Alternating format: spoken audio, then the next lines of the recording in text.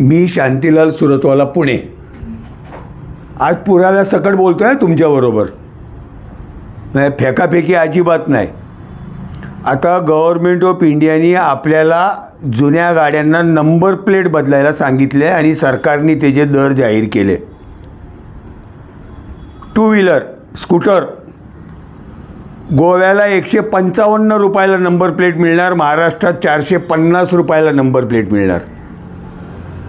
रिक्षा गोव्याला 155 रुपयात number plate मिळणार, महाराष्ट्रात 500 रुपयाला नंबर प्लेट मिळणार.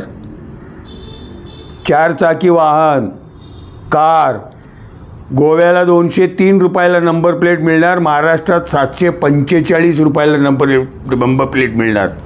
आणि हे माझं मत नाही बरं का, लोकमत पुणेच्या 4थ्या पानावर आज त्या दरासहित बातमी आलेली आहे. आता मला एक सांगा, गोव्याला मुख्यमंत्री भारतीय जनता पक्षाचे, महाराष्ट्रात मुख्यमंत्री भारतीय जनता पक्षाचे.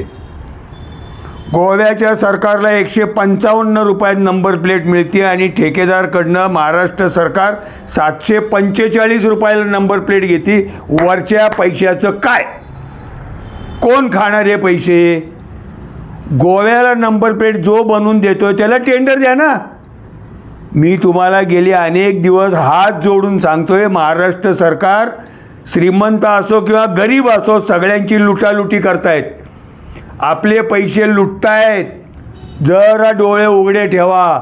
माझी हात जोडून नम्र विनंती आहे, कुठलाही नेता कुठल्याही प्रयागराजला जाऊन आंघोळ करून आला म्हणून मत देऊ नका. एकनाथ शिंदेसुद्धा आंघोळ करून आले आणि इथं हे मुख्यमंत्री आणि 2 उपमुख्यमंत्री मिळून स्कूटरवाल्यांना सुद्धा लुटण्याचा प्रोग्राम बनवतात. थोडे जागे व्हा आणि याची प्रतिक्रिया मुख्यमंत्र्यांना कळवा.